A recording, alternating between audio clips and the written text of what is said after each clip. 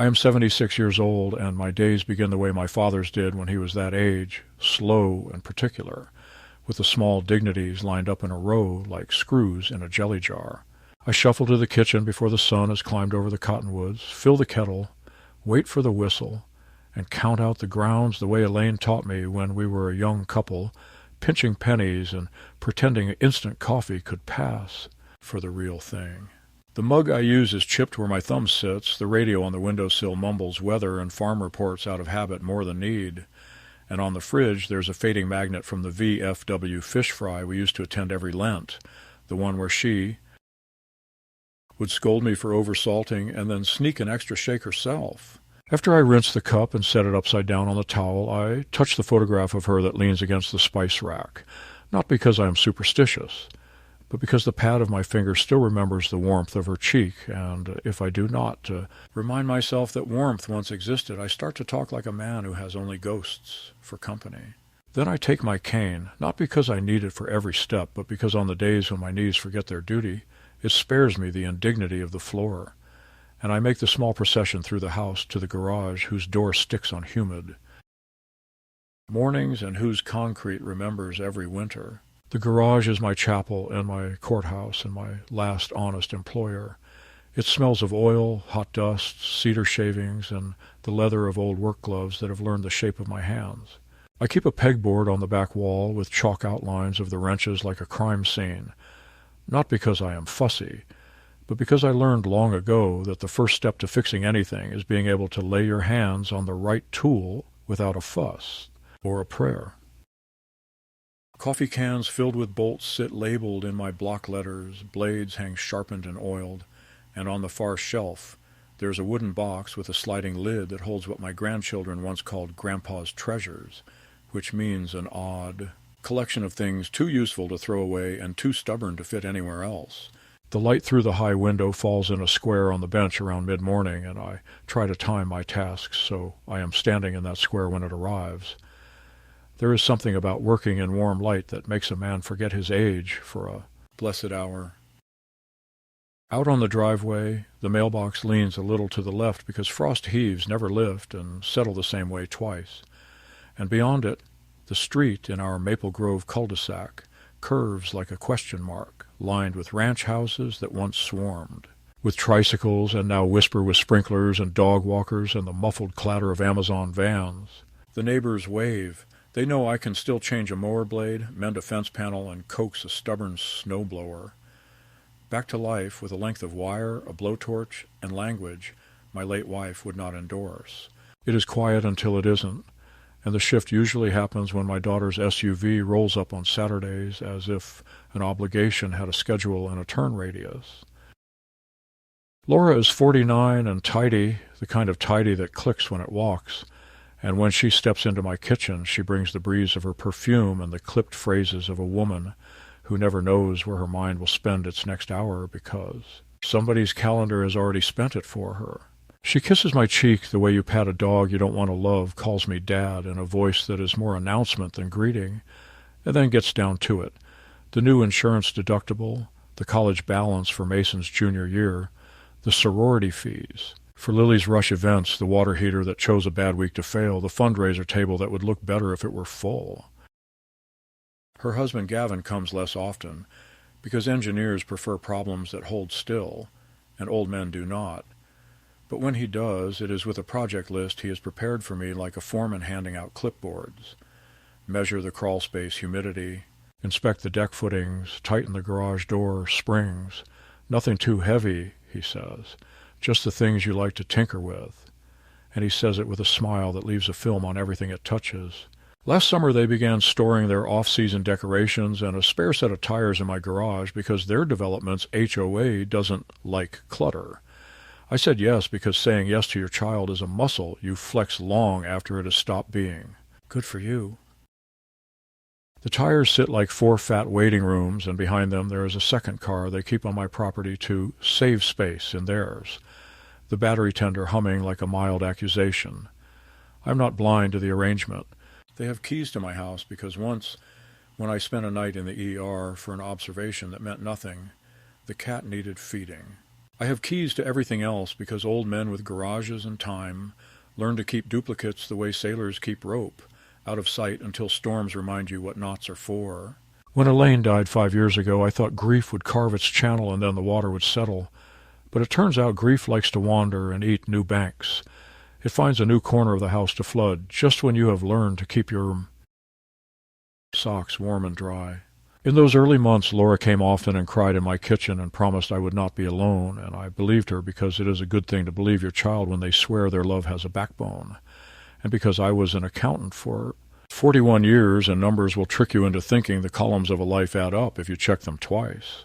Time did what time does, smoothed the knife, dulled the memory, turned casseroles to leftovers, and then to smells you could not place, and the visits thinned to texts with ellipses that never resolved, then to requests dressed as concern, then to advice about assisted living brochures that arrived in glossy stacks with cheerful strangers on the cover who looked like actors waiting to go back to their real lives.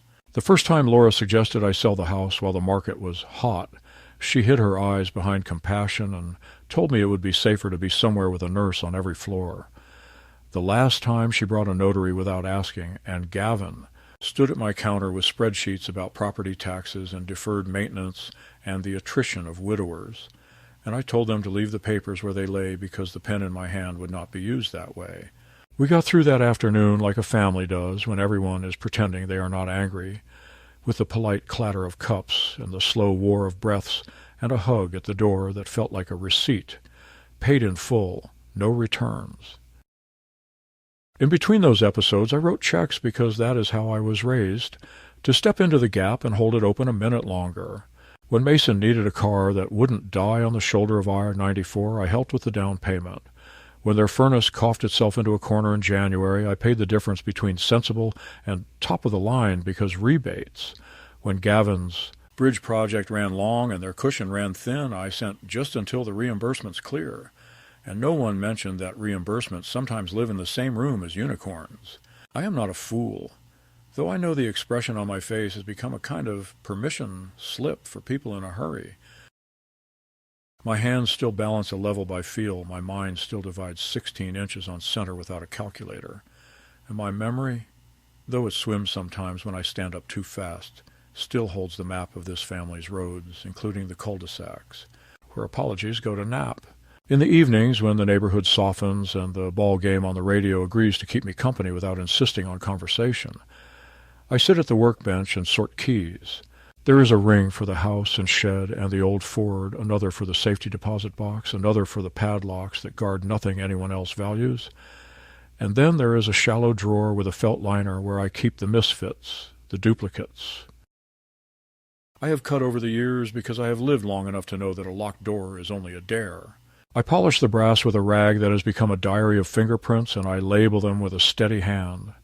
And as I do it, I talk, not to Elaine exactly, but to the part of me that is still married to the idea of a promise kept. I tell that part the truth, that I am not ready to move anywhere with Bingo on Wednesday, that I am not senile, however convenient the rumor may be, that my daughter's impatience comes from fear and her husband's from pride, and neither has anything to do with the man I am when the garage door is down, that when they say I am forgetful, they mean I refuse to forget that I built a life with a woman who trusted me to tighten bolts until the timbers sang, that their storage boxes creep further into my space each month the way ivy creeps around brick, and then one day you wake to find your house is an apology, and that, God help me, I'm still soft enough to feel guilty for resenting it. Some nights, when the wind runs its knuckles down the clapboard and the hanging cords hum, I hear the small creak of the house learning my weight again as I cross the threshold, and I understand with a clarity that does not ask permission that there are two kinds of old men in this world, the kind who step aside and the kind who stand their ground, and I have been both in my time, but I do not intend to be stepped over. It is possible that all of this sounds self-important coming from a man who has more time than tasks and more memories than company, but I take seriously the job of being the last witness to an ordinary life, and I am careful with the evidence. The title to the house sits where it should. The truck's registration is in a folder no one else would think to open. The bank accounts are reconciled with a pencil because ink is a kind of arrogance, and the names on the emergency contact list are the ones I have chosen, not the ones others would prefer. On Sundays, I still go to the 8 o'clock service and stand stubbornly through the hymns, because the body remembers the posture it held in joy. Yet when afterward I shake hands in the narthex and lie politely to people who ask how I'm doing, because the truth would make them late for brunch. When I come home, I peel off the jacket, hang it on the same nail it has hung on since Reagan, and walk back into the garage to breathe in the one room where nobody rearranges me. If you had asked me a year ago what I feared most, I would have told you the quiet, the long slope of afternoon where the only thing moving is the second hand. But I have learned that there is something worse than quiet, and that is the sound of your own child telling you what you are now allowed to be. I hear that sound even when she is not here, because words like safety and care and what's best can hang in the rafters like cobwebs. I brush at them with the long handle of a push broom and watch the dust float through the light. And I think about keys, about how they are small and stubborn and unglamorous, and about how they don't so much open doors as remind you that a door has two sides and you are standing on one of them by choice. I have a feeling, call it superstition, call it the arithmetic of a long marriage and a longer grief, that soon I will be asked to step through a door I did not choose. If that day comes, I will walk the perimeter of the room the way I have walked the perimeter of every problem I ever fixed. I will measure twice and cut once, and if someone thinks to turn the lock behind me, well, I have been careful all my life in small ways that look like nothing, and gentle men with careful habits tend to have what they need when the lights go out. I had known for some time that my place in my daughter's household had shifted from something resembling family to something closer to an inconvenience that everyone endured because they had not yet found a legal pretext to remove me. That truth lingered in the silences during our Sunday dinners, in the quick glances exchanged between Laura and her husband when I asked a question twice, in the way they spoke of plans without ever naming me as part of them. Yet even with that awareness growing heavier in my chest, I was not prepared for the moment when Gavin, after a quarrel over nothing more than where the spare tools belonged, pressed his palm against my shoulder and herded me toward the garage as if I were a child sent to bed without supper. I thought he meant only to cool the air between us, but when the door closed behind me with the sharp click of a lock turned from the other side, I understood that something more deliberate had been set in motion. The thin panel of painted wood separated me from the warmth of the house, from my chair at the table, from the photograph of my wife resting by the window. And in that instant I realized they had decided I no longer belonged among the living rhythms of their home. I was to be stored away like seasonal clutter, hidden where I could not disturb the neatness of their lives. At first there was disbelief, a kind of stunned silence inside me that refused to accept what my ears had heard, the unmistakable sound of a bolt sliding home. I tapped lightly on the door, certain it was some mistake, that Laura would return within minutes with an apology and a forced smile, blaming Gavin's heavy hand or the trick of an old door that sometimes stuck. But the minutes stretched, the silence remained, and the only sound was the low hum of the refrigerator in the corner and the faint scuff of tires leaving the driveway. My own daughter had not argued, had not insisted I come back inside, had not even spared me the courtesy of hesitation. The humiliation of it seeped slowly into me, heavier than anger, because anger at least allows a man to feel alive, while humiliation has the taste of rot, of something discarded and left to spoil. I looked around the garage where I had spent countless hours repairing what others had deemed beyond repair, and I saw it now as they must have seen it, cluttered, dusty, half-lit, smelling of oil and rust. To them it was the perfect holding cell, a place where an old man could be tucked away without witnesses, his dignity stripped as efficiently as the paint from a rusted fender. I sat on the stool by the workbench, my knees trembling, and asked myself whether this was the natural end of things, whether all fathers eventually become burdens to be stored rather than men to be respected. My mind traveled back to Elaine's warnings, whispered years earlier, that Laura's practicality carried a sharp edge, that Gavin's politeness was only ever the skin of ambition stretched thin. I had brushed her words aside then, clinging to the hope that love between a father and daughter was stronger than calculation. Yet sitting there in the half-dark, the truth of her fears pressed down on me with suffocating clarity. Time moved strangely in that locked space. I do not know if it was an hour or 3 before I noticed what else had changed. Drawers left ajar, the folder where I kept old deeds and bank statements missing from the shelf where I had always placed it. Someone had already been rummaging through my belongings quietly, like a thief who believes the house is empty.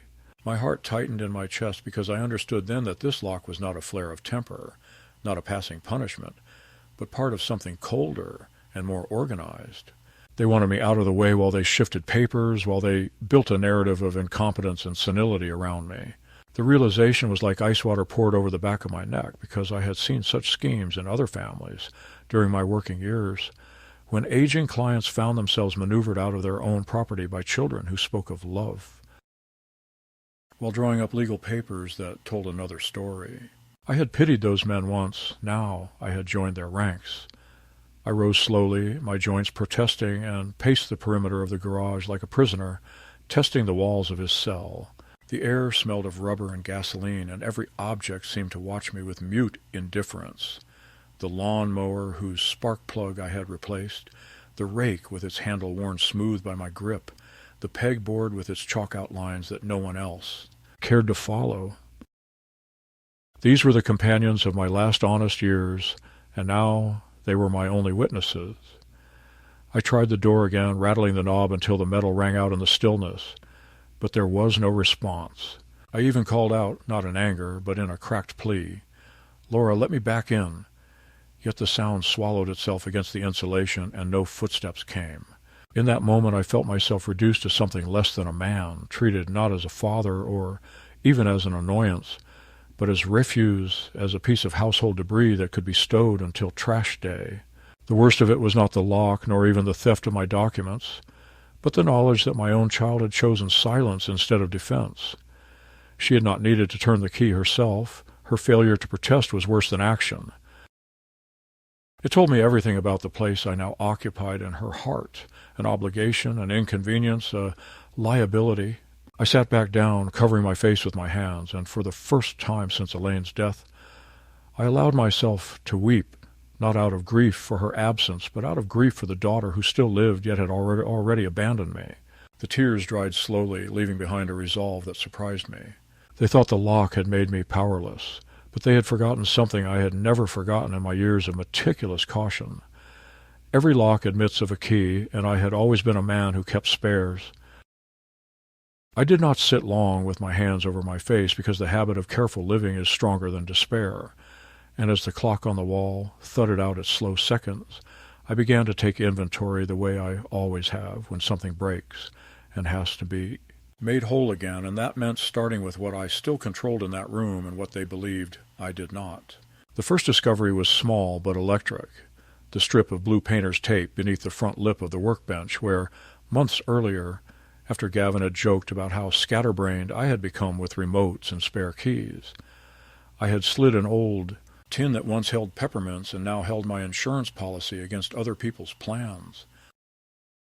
My fingers found the tape's edge, lifted the dust-gritty metal, and inside lay the master key to my own back door, the duplicate to the side gate, the slim remote for the garage opener that Gavin thought he alone possessed, and the fob to the second SUV they had decided to store on my property because their HOA liked a clean driveway.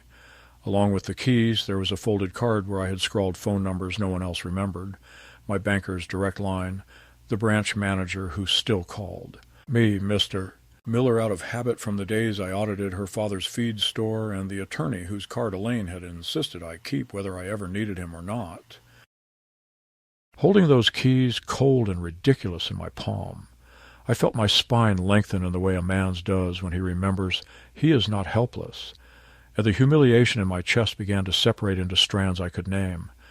Anger, caution, a careful curiosity about which move they had chosen and which they feared I might make next.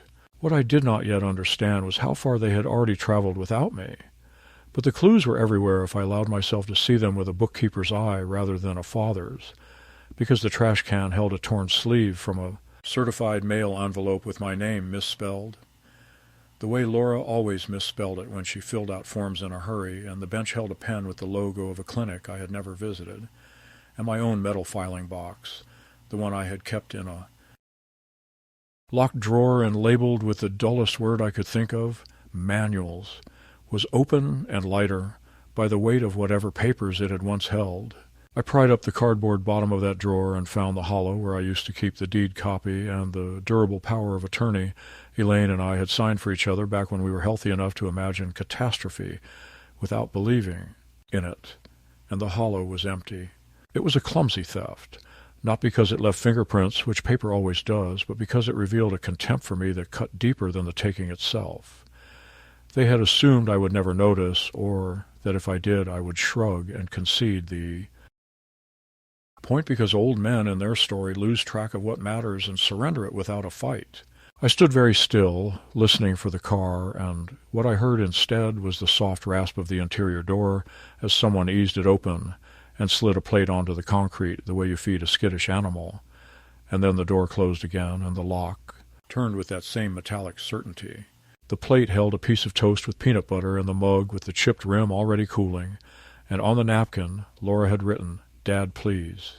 Eat," with a heart she must have drawn without thinking, and I stared at it so long my eyes burned. Not from gratitude, but from the recognition that pity, once substituted for respect, becomes another instrument of control.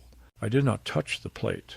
Instead, I pressed the remote hidden in my palm and watched with something like relief as the segmented door shuddered, paused, reconsidered, and then rolled up enough for me to stoop under it because Gavin had forgotten that the opener still. Listen to anyone who knew the code, and I had programmed mine with the same 6 digits I had used since the Reagan years, numbers that belonged to me more than to the door. The afternoon light slapped the floor in a bright rectangle, and I stepped out into it the way a swimmer breaks the surface after staying down longer than his body liked. I did not run to the house or shout accusations into the quiet street. Haste is for people who need witnesses, and I needed none. I walked the side path to the gate, used the key Laura did not know I had to slip into my own kitchen, and stood in the doorway long enough to hear their voices in the next room. It was not a fight, not even a discussion, but the clipped, rehearsed rhythm of 2 people performing a conversation for a third who was not present, and that third person revealed herself when Gavin put them on speaker, and the cool voice of a woman explained that emergency temporary guardianship could be expedited if there was a documented pattern of confusion and endangerment, such as leaving a stove on or wandering outside in inappropriate clothing, and that a cognitive screening appointment had been secured for Tuesday morning and transportation arranged through a partner service, and all that would be required was a signature acknowledging consent, although in circumstances like these consent could be inferred for the safety of the elder. Laura murmured assent and supplied phrases I had heard her practicing for years: increasing forgetfulness, paranoia, unsafe judgments, and the woman assured her the packet would arrive by courier that evening and to call if I became escalated. I should have stormed in, snatched the phone, told the stranger on the line that the only thing escalated in that house was their greed, but I did not, because a lifetime of hearing the beat of numbers teaches a man where the rhythm will take him if he lunges at the wrong bar. Instead, I slid to the hallway closet and confirmed what I suspected. The lock set on the interior garage door had been replaced with a keyed knob, something one installs on a storage room or a rental, not on the door a father uses when he comes in. From mowing and on the shelf above the vacuum sat a stack of glossy brochures for facilities with names that sound like lakes and birds but smell like Lysol and surrender. I moved through my own house like a careful thief, seeing the layout as if for the first time, noticing the small camera puck magnetized to the corner of a bookshelf and the motion sensor where no motion had ever needed sensing. And when I reached the bedroom that had been mine for 45 years, there was a new thinness to it, the drawers not quite as full, the papers reorganized in a way that was precise but ignorant of what should go with what. I slid my grandfather's ledger from the bottom of the dresser, the same ledger where he once wrote down seed purchases, and later where I wrote the dates of insurance premiums and finally the medications Elaine took in those last weeks. And between its pages I had hidden a photocopy of every document that mattered to a life: the deed, the title to the truck, the bank account numbers, the letter Elaine wrote in her careful schoolteacher's hand appointing me executor of her small estate, and expressing in sentences so plain they cannot be twisted that she trusted me and asked whoever read those lines to do the same. I slipped the ledger under my shirt and returned to the kitchen without letting my breath show in my shoulders. They were still on the call, still making their case, when a different humiliation arrived, casual and small, which is how these things always come. Laura posted a message to the family chat about a bit of a scare, saying I had grown agitated and needed to rest in the garage where the air was cooler, assuring the grandchildren that Grandpa was fine but a little confused, adding a smiley face that tasted like chalk in my mouth. Within minutes, the phone blinked with the gentle condolences of people who wanted to care from far away. Love you, Gramps. Hang in there. And attached to one was a short video Gavin had apparently recorded through the camera puck. A sliver of me, rattling the knob like a man trying to walk through a door he has forgotten how to use. I did not know then whether it had been sent to anyone else, to a doctor maybe, or to a caseworker's file, but I knew what it felt like to be turned into evidence against myself. That feeling, more than the lock or the loss of papers, moved the needle inside me from sorrow to an anger, so clear it sharpened the edges of the room. I put the untouched toast in the sink so the plate would not testify to my compliance, opened the back door before anyone could see me, and returned to the garage's honest air because it was the one room left where my decisions were still my own. What followed was not a grand rebellion, but the first quiet choreography of reclaiming a life, the kind of sequence that looks like nothing until the final click when all the moves line up and the thing comes free. I pulled the second SUV forward by inches to break the habit. The battery tender had been teaching it. Slid the fob into my pocket because a car that never moves is a story no one bothers to check. And I made a careful list on the back of a shipping label of what could not wait until tomorrow. Retrieved the ledger's contents to the safe deposit box before the courier's packet arrived, phoned the banker, before Gavin learned a phrase like convenience signer, called the attorney using the number taped to the tin rather than the one in my phone that my daughter felt free to borrow when she helped me with updates. I was not yet ready to cut them off or to confront them in the clean, bright language of courtrooms.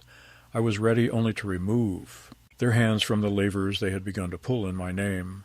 I heard the murmur of their voices behind the door, rising and falling in the safe certainty that I was where they had placed me, and I realized with a sudden, almost comic gratitude that they had given me the privacy they denied me by believing the lock had stripped me of capability. I took the remote again, timed the door's roll with the breath of the street, slipped out, and crossed the side yard to the fence where I had hidden, years ago, a key box meant for emergencies, and I spun its code and lifted out the spare for the old, Ford and the brass for the shed, and, without quite meaning to, the tiny key to Laura's own mailbox, which I had copied when she first bought the house, and forgot her own set on my counter for a week. I held that last one in my hand until it grew warm, then tucked it back, because whatever ugliness we had entered, I would not be the man who read his child's mail. It grew late, and the heat in the garage softened, and, with the ledger hidden inside my jacket, I waited for the light to move off the floor and for the whisper of tires that meant they would leave for groceries or for a meeting where my name would be. The subject before the coffee went cold, and when the opportunity opened, I walked out with the slow steadiness that keeps neighbors from asking questions, climbed into the Ford that still answered to me, and drove to the bank branch that remembers men like me by sight. On the way, I passed the clinic whose pen had been left on my bench and felt the cheap tug of fate in my gut. I pictured a waiting room where my own daughter would sit in leggings and kindness, while a woman with a clipboard asked me to subtract sevens, until I became a story she could file. At the bank, the glass doors breathed cool over my face, and the manager, with the old habit, looked up from her desk with a start that she tried to hide, and I asked for the safe deposit room and laid the ledger on the table as if it were a living thing. I did not tell her everything, not yet, because I wanted to speak once instead of a dozen times, and because an old man who walks into a bank with fire in his mouth is a scene, while an old man with a list is a client.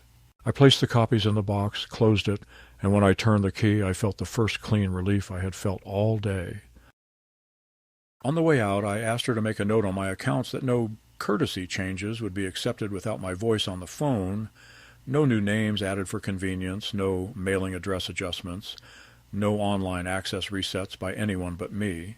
She nodded and said of course, and after a pause asked if I was all right, and I told her the truth in a sentence that made sense to neither of us. They locked me in the garage, and I remembered where I kept my keys.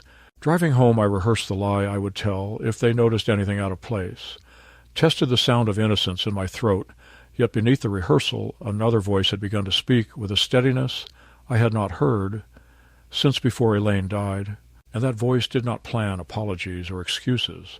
It planned steps, how to make the house and the car and the accounts align with the fact that I was still here and still competent, how to prepare for the courier's packet with its language about safety, how to bring to the next conversation not just the weight of a father's disappointment, but the light, sharp edge of a man who knows the rules and intends to play them. When I turned onto our cul-de-sac, the SUVs were gone and the curtains were still, and I rolled the garage door up and parked the Ford as I always had, let the door come down with its long exhale, and set the keys in a place only my hand would think to reach. I looked once more at the plate on the bench, the toast now stiff, the napkin with its pleading heart, and I understood that pity is the first mask cruelty puts on, and that the moment I accepted a meal like that I would have agreed to the story they wanted to tell. I dumped the toast, washed the mug, dried it, and lined it up on the shelf with the others, and in that small alignment I felt the gears of my life catch again. They had locked me in the garage to make me small. I had come out with the keys to the doors they thought were theirs, and the first part of whatever came next had already begun.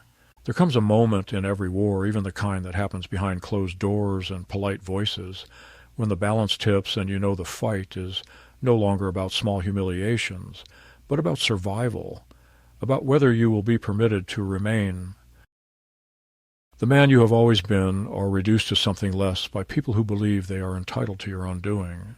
That moment arrived for me one humid evening when the air in the garage held the smell of gasoline and betrayal, and I overheard, clear as a sermon, the words that confirmed every suspicion that had been gnawing at me like a rat under the floorboards. Gavin was on the phone again, speaking in the measured tones he used for clients when he wanted them to trust him without thinking too hard. And he said that the petition would be stronger if there were 2 or 3 incidents recorded by third parties, and that they already had one, the video of me rattling the locked door like a confused prisoner. And soon they would have another, because Laura had arranged for a friendly neighbor to drop by and find me disoriented. The words were spoken with the calm cruelty of a man discussing drywall estimates, but to me they sounded like a death sentence written in advance, because they meant my own daughter had agreed to manufacture evidence that I was incompetent, and once that evidence accumulated in the folders of strangers, I would be erased as surely as if they had buried me. I remember gripping the edge of the workbench so hard that the wood creaked, not because I was afraid, though I was, but because the fury rising in me needed something to bite into. In that instant, every small condescension, the chosen meals, the forced pills, the whispered corrections, took its rightful place, as preparation for this larger act of dispossession. They were not careless. They were deliberate. I was not mistaken. I was being managed out of my own life. It struck me with the kind of clarity that does not fade, that my daughter no longer measured my worth by the years I had carried her or the nights I had worked late to keep food on the table, but by the legal instruments she could secure with my name stripped from them. I did not storm out then. A younger man might have, but age teaches that explosions burn themselves out quickly while silence sharpens like a blade. I waited, listening, and when Gavin ended the call and Laura came into the kitchen humming a tune she must have borrowed from the radio, I could hear in her voice a lightness that told me she felt safe, certain that I was too blind to see the net closing around me. That safety was her mistake, because I had already moved my copies of the deeds to the bank, already lined up the attorney's card with the phone numbers, already rehearsed in my mind what I would do when they thought I was trapped. Their arrogance had given me time, and I intended to use it. The breaking point, the true midpoint of this descent, came 2 days later when Laura sat across from me at the kitchen table with a smile so brittle it could have been carved from porcelain, and slid a document across the table, "It's just a medical consent form, Dad," she said, her voice sweet with the effort of persuasion. "For your next appointment. Standard practice. Nothing to worry about." The paper was thick, official-looking, its paragraphs dense with the kind of language ordinary people skip over. But I had spent a lifetime reading contracts, balancing books, catching the line items others preferred to skim, and I saw at once that it was no simple consent form, but a broad authorization for guardianship evaluations and release of medical records to third parties. Signing it would have meant handing them the knife they planned to use against me. I looked at her and asked quietly why she needed my consent for an appointment I had not made. For a second she faltered, her smile slipping. But then she reached for my hand, squeezed it, and said, "Because I want to take care of you, Dad. Because I love you." And in that moment, for the first time in my life, I recognized that love could be weaponized, could be spoken not as devotion, but as leverage, as if saying the word was enough to excuse the theft it accompanied. I pushed the paper back across the table and told her I would read it later.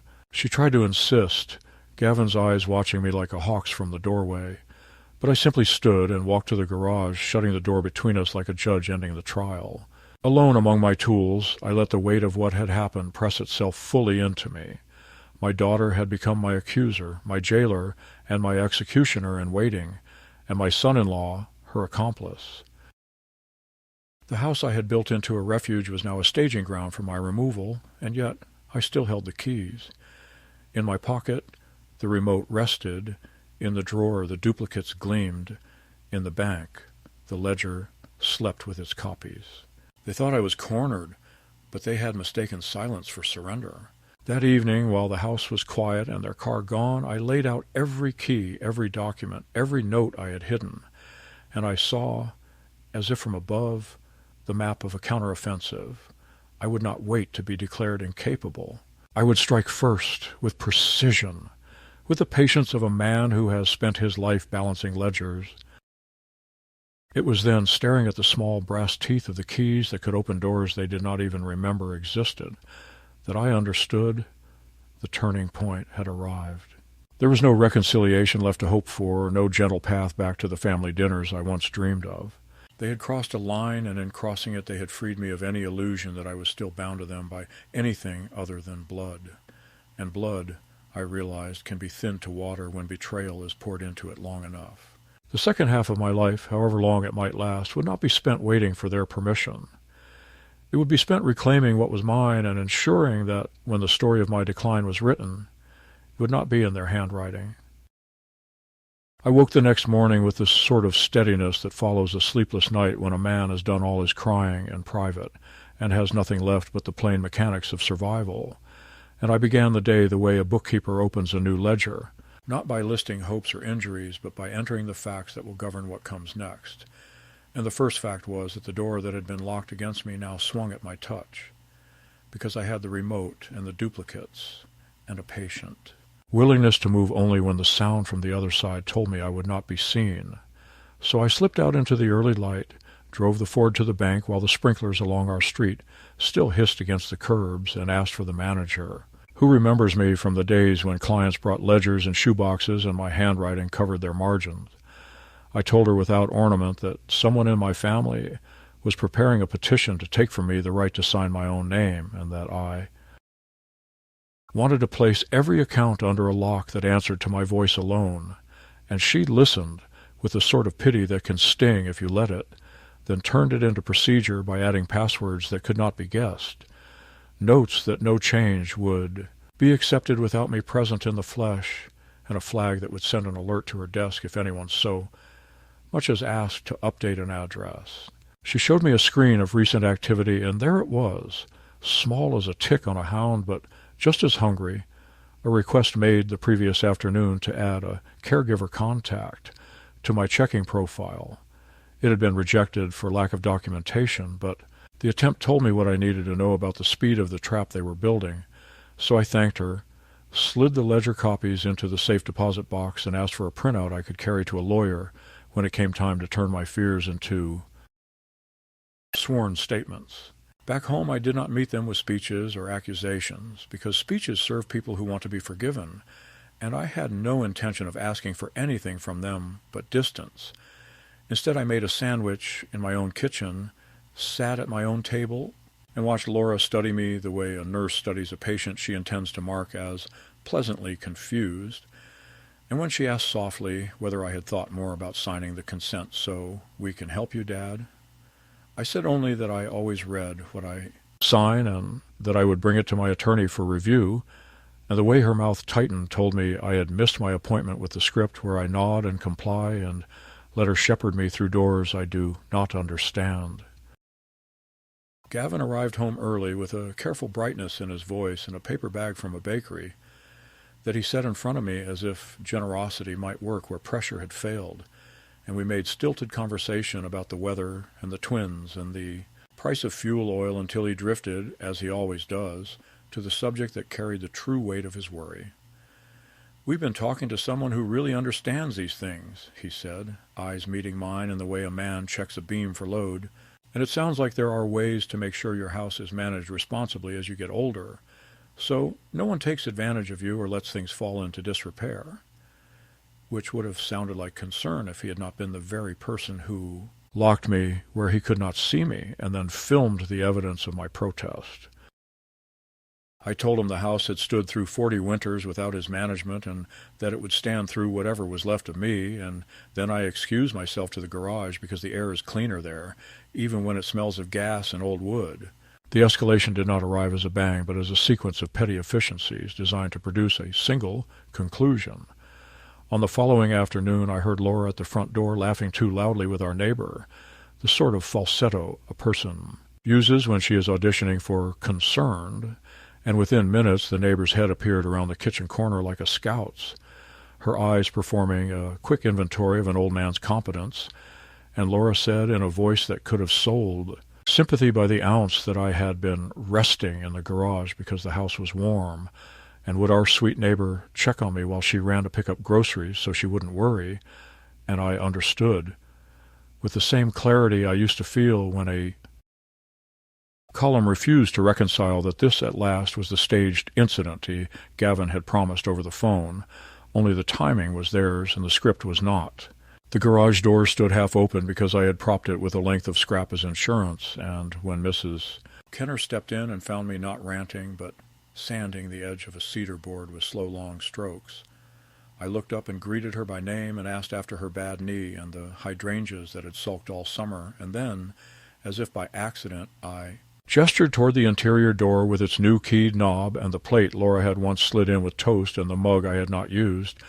And I said, as gently as a man can say what he must without scaring the listener, that sometimes doors in old houses stick, and that it is a strange sort of sticking when a bolt turns from the outside, and I watched comprehension push across her face like dawn over a field, slow at first and then all at once, and she took out her phone, not to call gossip, but to take 3 quiet photographs of the lock, of the plate, of the gap where the door jamb wood had been chewed by a hastily mounted strike plate, and she tucked the phone away without comment. We spoke then of small things for a respectful minute, and when Laura returned all kindness and keys, I thanked our neighbor for her visit, and saw in Laura's eyes a flash of panic that a witness had seen what was not meant to be seen, which is to say the truth uncurated by their narratives. That night, while the house slept the superficial sleep of people who mistake plans for certainty, I brought the second SUV to life with the fob they had forgotten I possessed, only long enough to wake the battery and to confirm the VIN against the registration I had copied years ago when Gavin asked me to co-sign for insurance reasons, and when the numbers matched and my name appeared in black and permanent ink, I felt a grim confirmation that the thing sitting in my garage like a red promise belonged to me as much as to him, and that meant it was leverage in a language he would not mistake. I did not roll it into the street or sell it that night because fury makes poor contracts, but I did take photographs of the odometer and the plates and the VIN, and I printed them on my old inkjet, so there would exist evidence not subject to the disappearances that happen to phones and families under stress. I also gathered every envelope that bore my name and address, checked the return addresses, and found 2 surprises that tightened the knot of the story into something harder. a notice of a scheduled evaluation from a memory clinic across town I had. Never visited, addressed to me, but with Laura listed as primary contact, and a letter from a different bank, one I do not use, welcoming me to their online portal and inviting me to set a password for accounts I had not opened. That last letter tasted of panic and clumsy hands, the kind of misstep people make when they are rushing to turn air into paper. And by morning I was at an elder law attorney's desk laying out the pile-like exhibits, telling the story without heat, which is how you make institutions listen. Her name was Marisol Kane, a woman younger than my daughter, but with eyes that reminded me of my wife's when she listened to a student explain why homework could not be done. She asked measured questions, slid a yellow pad toward me, and then sketched in neat loops the actions that would meet their actions where they lived, which is to say in filings and certified mail and polite, devastating letters. We would draft a revocation of any power of attorney they might try to wave around with my forged consent. We would execute a new healthcare proxy naming someone who had a conflict only with disease and not with my assets. My pastor agreed without hesitation when I called him from the lobby, and we would schedule an independent capacity evaluation conducted by a doctor whose practice did not share so much as a parking lot with the clinic on Laura's pen.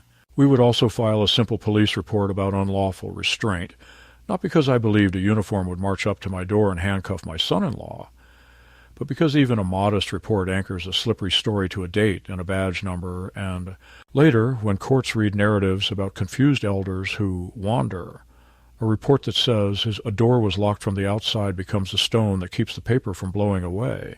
As Ms. Kane spoke, I felt the fog in my chest thin, not because anyone had promised victory, but because the fight had stepped out of the shadows, where humiliation lives, and onto a field with painted lines. The blowback, when it came, had the sour smell of desperation. Laura discovered within a day that the memory clinic had received a fax revoking her as primary contact, and she called me with a voice already wet with tears, demanding to know whether I had any idea how much she did for me, how hard it was to be the only child of a stubborn man who refused help, and whether I intended to punish her by involving outsiders who would twist our private family concerns into something ugly.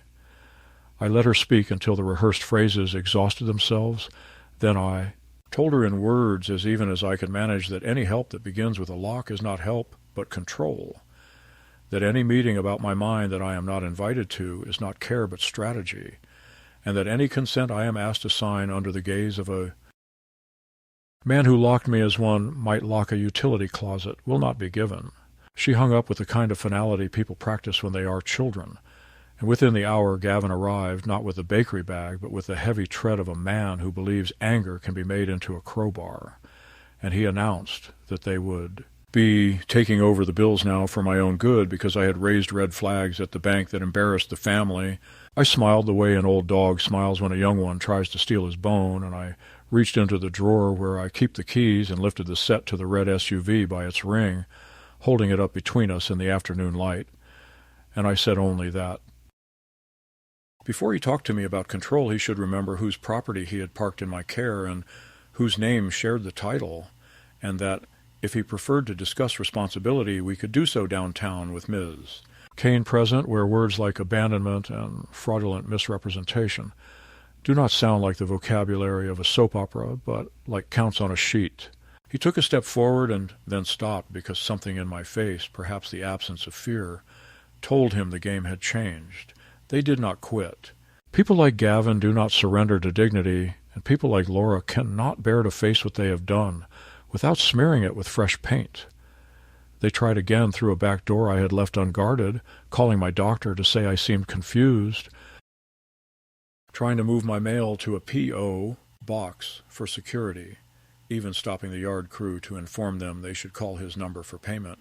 But each move met my new habit of answering with paper, and by the end of the week there were receipts for every notice sent, a new mailbox lock installed by my hand that made a sweet clean click, and a signed letter from my physician, a man who has watched me balance glucose and grief for a decade, stating that while I am old as dirt, I am as oriented as a compass, and as capable of directing my care as any man he sees in clinic. I taped a copy of that letter to the inside of the cabinet where Elaine's tea used to sit, not because I needed reminding, but because I liked the idea that, in my own house, the truth could rest within easy reach. The most painful escalation was not legal, but personal, as these things always are.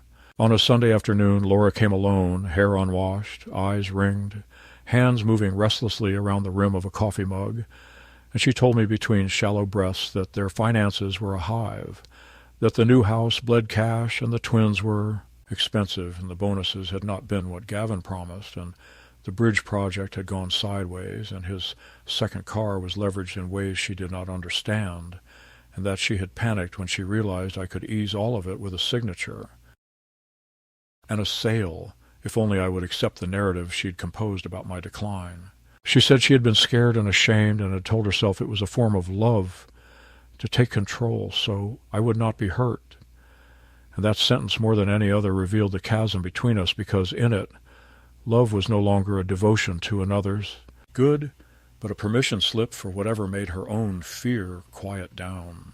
I told her I would not call the police that day, that I would not shame her at church or the VFW or the CHOA meeting, that my vengeance, if such a thing exists, would be lit by a cooler fire. I would simply reassert custody over my life, and if the ripples of that assertion overturned her boat, it would be because she chose to tie it to mine after cutting my lines. I ended that week the way I had begun it, by laying out the keys on the workbench like small gold teeth gleaming under the window square of afternoon, and I understood that they were more than metal. They were the index of a life I had built. Deliberately, where doors and responsibilities and names on titles reflected the slow labor of trust. And I understood also that Laura and Gavin had come to believe that trust was inertia, a thing that would continue even after they replaced my name with theirs, and in that misunderstanding they had given me a gift. They had underestimated a careful man. The second escalation did not look like a movie. There were no sirens, no shouts in the night, only the clean slide of papers into envelopes, the quiet arrival of a notary who witnessed my signatures as I revoked what could be twisted, the firm handshake of a pastor who agreed to step in if a hospital ever tried to hand my choices to anyone but me, the decisive click of a new deadbolt on the interior garage door that now opens from my side only, and the sight of the red SUV moved, not sold, yet. Not stripped for parts or paraded as a trophy, but parked where the sun hits it on my driveway with a handwritten note under the wiper that says, "Title on file, contact counsel," a small flag planted on ground I had reclaimed. And because I am an old man who has learned that defeat sometimes wears the face of silence, I also set the smallest trap of all, a cheap camera hidden in the pegboard's shadow aimed at the lock, powered by a battery that lasts a month. Its feed stored on a card the size of a postage stamp, because I have accepted that people who will lock you in a garage will also, when desperate, try to prove you locked yourself there. And if the third act of this grim little play demanded another witness, I intended to provide one who never misremembers. By the time the week clicked shut like the lid of my tin, I could feel the ground under my feet leveled and tamped, not because danger had passed, but because I had turned toward it with my hands full of the only tools that ever save a man in a family: war, documentation, patience, and the refusal to let humiliation dictate the tempo of his day. They had escalated in the way people do when they believe they are entitled to your surrender. I had escalated in the only way that works, when you are too old to fight with fists and too proud to give up the roof you shingled with your own hands. I had taken the keys to everything they thought they owned about me, and I had locked what mattered where only my name would open it. It is one thing to live in suspicion, circling your own thoughts like a watchdog pacing the fence line, but it is another entirely to stand face to face with your betrayers when they finally realize the trap has snapped back on their own necks. The culmination of everything came one evening when Laura and Gavin arrived unannounced, not with the false sweetness of a visit, but with the hardness of people who believed they had been robbed, and they marched into my kitchen with the arrogance of owners instead of guests. Gavin's face was tight, his jaw clenched as though he were holding back a tide of curses, while Laura's eyes were ringed with fury and desperation. a daughter's mask long since stripped away to reveal only calculation.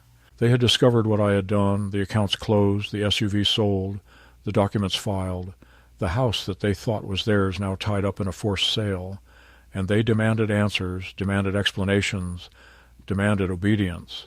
But I was no longer the man who had sat silent in their garage waiting for the sound of a key.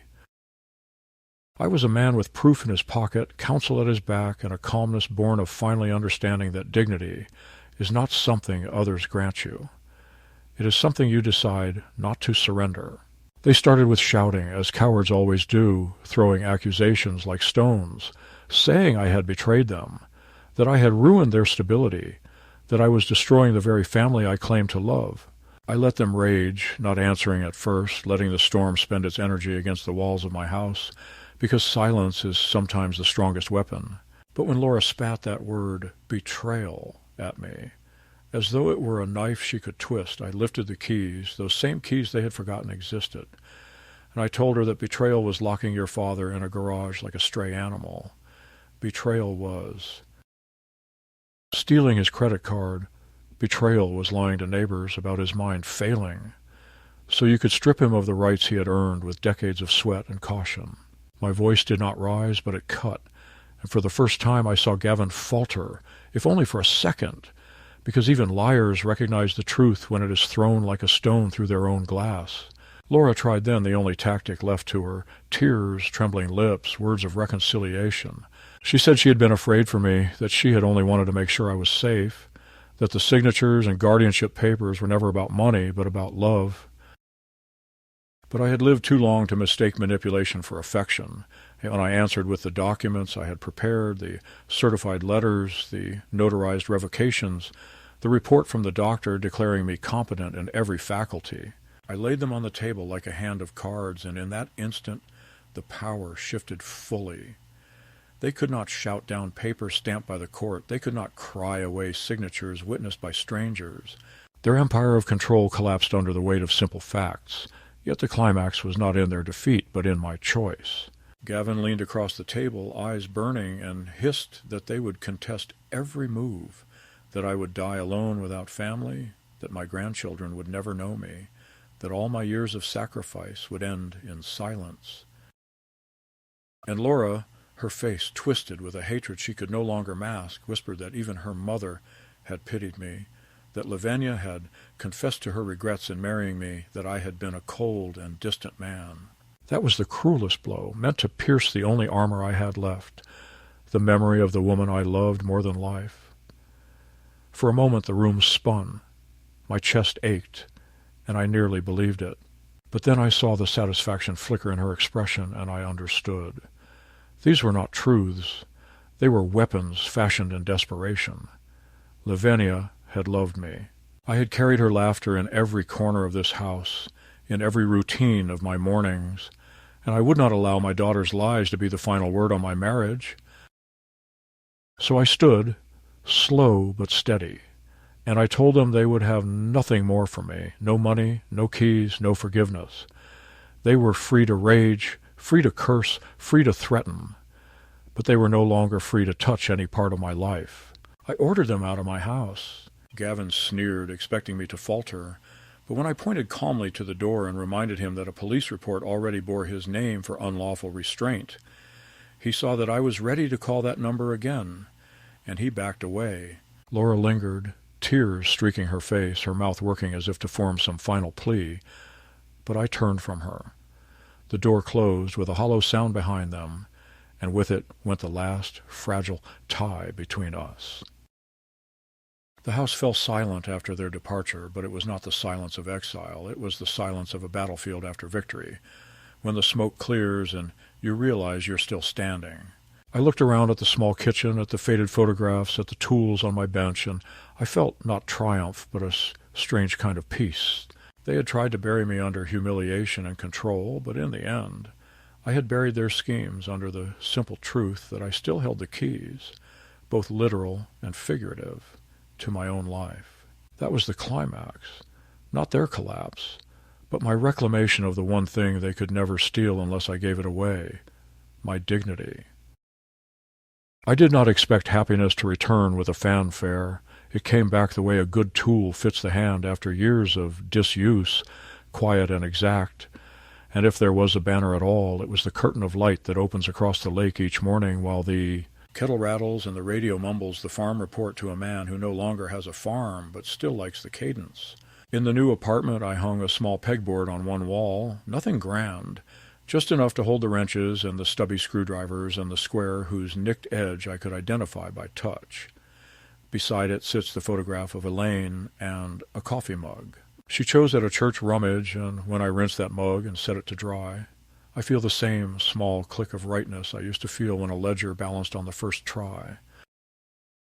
The court order arrived, signatures and seals and language that makes people like my son-in-law sit down whether they feel like it or not. And with it the sale closed, the proceeds divided, and the last of the accounts shifted under locks that answer. Only to my voice. The red SUV is someone else's monthly payment now. My mailbox opens to a key that has never left my pocket, and the interior door between my kitchen and the little workroom is fitted with a simple latch. Nothing punitive, only a reminder that doors are the punctuation of a life, and I am entitled to choose where the commas go and where the final period lands. I met with Ms. Kane one last time and signed the living trust that gives away my money, the way I believe money should travel when a man is done with it. A scholarship in Elaine's name for kids who take shop instead of calculus and need steel-toed boots more than the laptops. A line for the church pantry that fed 3 embarrassed fathers I remember from my working years, and a provision for the grandchildren that pays out when they are old enough to know that love is work and not a debit card. Their parents' names do not appear anywhere in the document, and that is not vengeance. It is accounting. On Sundays I still stand through the hymn, knees like old hinges but steady, and after the benediction I walk around the lake, not fast, not slow, and I notice small things I had forgotten to notice. A boy teaching his sister to throw bread in an ark. To gulls without hitting anyone, a woman with a limp who still keeps pace with her dog, the particular green. The water turns under a sky that can't make up its mind. Sometimes the neighbor kid, Luis, knocks with a busted chain or a wheel that refuses to true, and I roll a stool out onto the breezeway, and we talk while we work, because bicycles, like old men, make more sense when they're in motion. When we finish, I hand him a rag, and he leaves a muddy handshake on it that I do not wash out, because it is proof that a thing passed from one set of hands to another. Word got around the building, and now 2 widowers bring me wobbly chairs, and a nurse from the 3rd floor asked if I could look at the latch on her balcony door. I accept cash only when someone insists, and even then, I fold it into the church. Envelope because my rent is paid a year ahead, and my pantry is full of the plain good things a man eats when he is done being polite to people who want to starve him of himself. As for Laura, time has not turned her into a stranger, only into a woman I no longer recognize as mine. Twice I have seen her across a parking lot, and both times the air between us felt like glass, not thick enough to stop a voice, but thick enough to distort it. I do not hate her. Hate would keep me knotted to a rope I have already untied.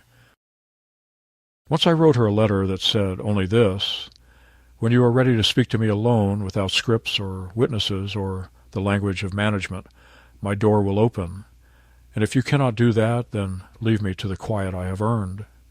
And I sealed it, and walked to the mailbox, and stood there long enough to hear Elaine clear her throat the way she did when I was about to say something I could not take back. And I tore the letter in half, and then in half again, and watched the pieces settle in the bin like snow. The grandchildren sent a note through the pastor, not an apology, not quite a bridge, only a short message in uneven sentences that sounded like youth when it is not being coached. I replied with the dates of the scholarship in their grandmothers, name and the address of the apartment, and I added that if they ever want to learn how to fix a chain or change a tire or balance a checkbook without cursing, I have a stool and an afternoon and a tin of cookies, and if they never come, that will be all right too, because an invitation is not a debt. In the evenings, when the light slides down the wall and the lake throws back the last bright coins of day, I open the tin that used to hold peppermints and now holds the keys that saved me. Copy to the back door, spare to the shed that is no longer mine, the fob to a car I no longer own, the brass to a mailbox whose lock I changed the week I chose myself, and I lay them out on a cloth, not to gloat, but to remember that care is a habit that can be taught to courage the way a hand teaches a glove. Its shape. I will not pretend there is no ache. There is, and it wakes me sometimes at 3 in the morning when the building's pipes tick in their sleep, and the memory of my daughter's voice returns with its cutting edges. And on those nights I make tea and touch the photograph and say out loud the things I wish I had said when we were all still soft with trusting each other. Then I put the cup in the sink, set it upside down to dry, and go back to bed, because the morning will ask me for ordinary bravery again, and I intend to give it. If you ask me what victory looks like for a man like me, I would point not to the balance in a bank or the letterhead on a legal order, but to the small, particular freedoms that have returned. The pleasure of choosing fish over pasta without anyone. Correcting me, the satisfaction of leaving the house by the door I prefer, the humor in knowing I own nothing that owns me back. Sometimes I take one of the old blank keys I never cut and hold it against the evening window. It throws a little shadow that looks like a flag, and I think that is what I carried out of that garage the day they tried to make me into something. Disposable, a flag of the smallest republic in the world, the one a man governs when he refuses to be locked away. I have placed a nail by the door, and on it hangs a single key on a leather thong. It opens only this home, only this life, and when I step out to the breezeway and breathe the lake air, I touch it like a benediction. Then I turn the lock behind me, not to keep anyone out, but to remind myself with a solid click that I am the steward of what remains, and that is more than enough.